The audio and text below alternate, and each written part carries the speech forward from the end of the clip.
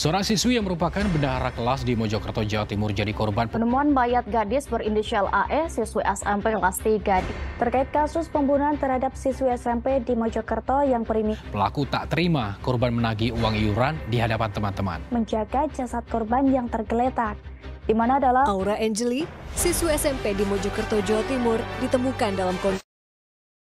Hai guys, Mr. Akfresh di sini. Buat kalian yang belum klik tombol subscribe, kalian harus klik tombol subscribe guys. Karena akan banyak hal-hal yang dibahas seputar hal-hal yang menarik untuk kalian. Di sini gue mau ngebahas kasus yang baru saja terjadi sekitaran bulan lalu gitu. Yaitu kasus dari pembunuhan siswi SMP di Mojokerto. Awal dari tragedi ini, dari pengakuan pelaku adalah ia itu tersinggung dibangunkan saat tidur di kelas oleh korban dan ditagih tunggakan iuran sebesar Rp40.000. Nah, pelaku ini sakit hati dan berencana untuk membunuh si korban ini. Nah, di sini kita langsung aja lanjut ke kronologinya, oke?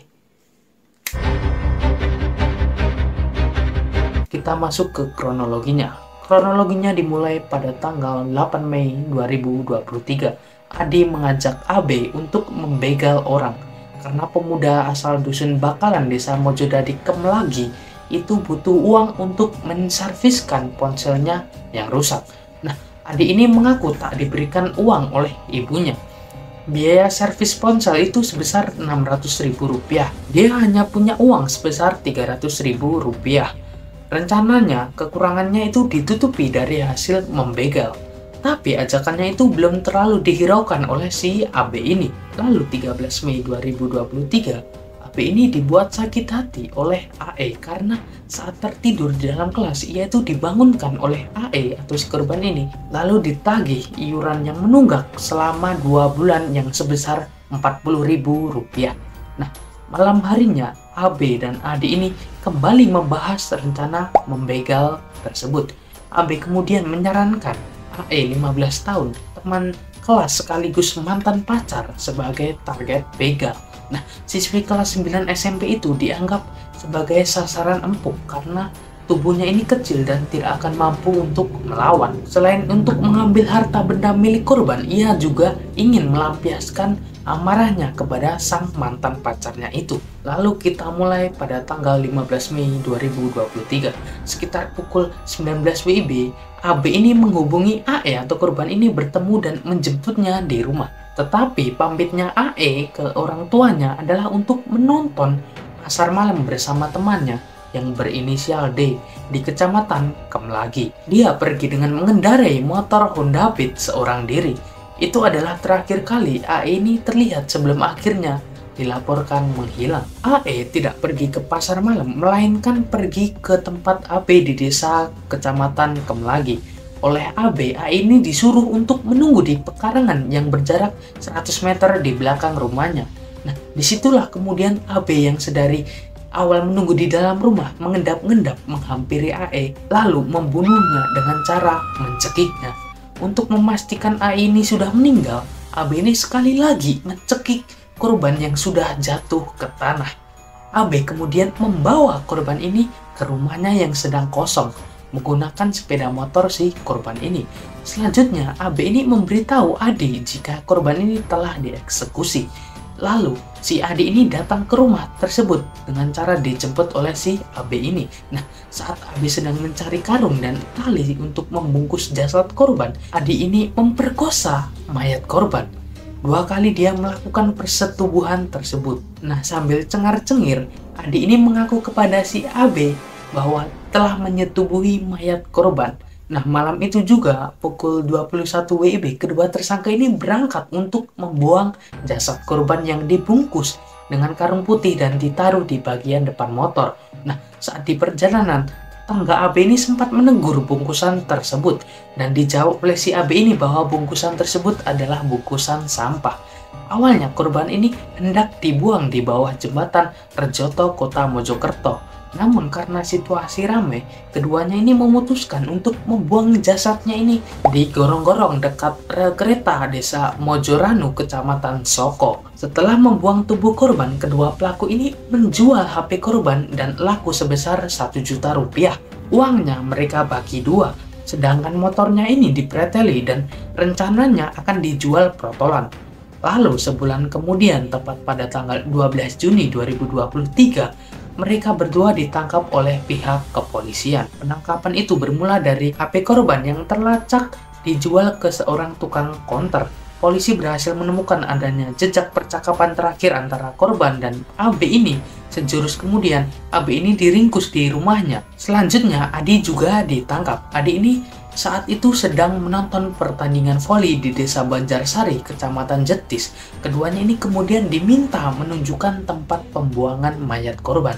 Dan tertangkaplah mereka. Nah, dari pengakuan AB dan Adi ini, dan ternyata Adi dan AB ini sudah berulang kali berkomplot melakukan kejahatan jalanan. Sejak tahun lalu, keduanya ini sudah 12 kali membegal pemotor, menjamret HP, dan mencuri motor di Mojokerto dan Jombang. Hasil dari kejahatan itu dipakai untuk kebutuhan sehari-hari dan foya-foya, serta berbuat asusila.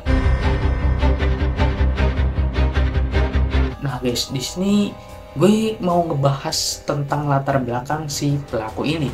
Di sini sebenarnya agak susah gitu mencari informasi dari latar belakang si pelaku ini. Gue udah coba riset banyak artikel dan rata-rata mereka itu pemberitaannya itu sama guys. Mungkin karena pelaku ini di bawah umur, jadi latar belakang pelaku ini tidak disebar luaskan. Oke, kita mulai dari latar belakang si pelaku, yaitu si AB ini.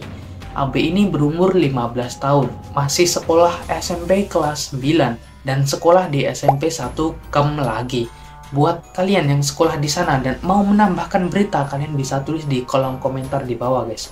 Nah, dari berita yang gue dapat, si AB ini yaitu merupakan orang yang cukup temperamental dan juga orang yang bermasalah.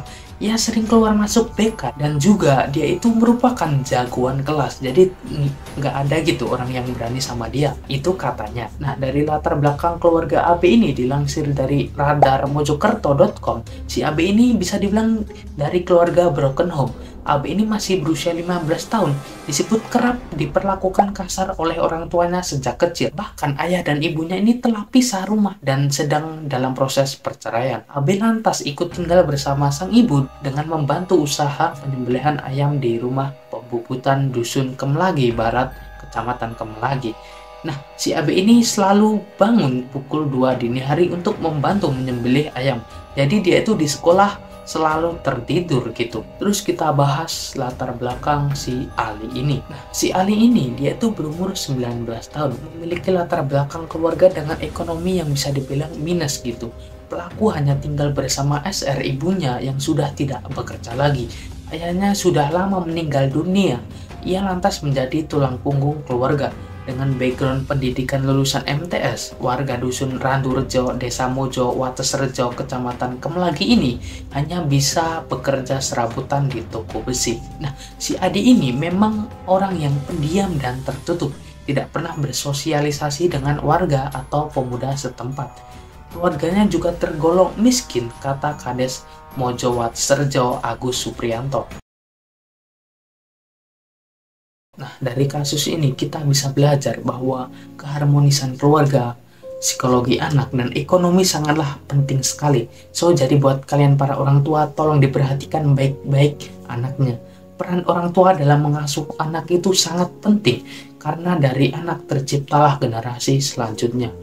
Dan juga mari kita doakan semoga korban ini diterima di sisinya dan senantiasa selalu di sisinya. Kita semua warga Indonesia berharap semoga kejadian ini tuh tidak berulang lagi. Hanya karena masalah mental pribadi malah dilampiaskan ke orang yang notabene tidak bersalah dan masih suci. Dan saya berharap pelaku ini dihukum dengan hukuman yang setimpal karena tindak kejahatan yang sangat keji dan tidak berkemanusiaan ini. Semoga pihak yang berwenang melakukan tindakan hukum yang adil. Oke, kita sudah saja video ini, dan juga saya pribadi meminta maaf jika ada tutur kata saya yang salah, dan jika ada yang salah mohon dibenarkan.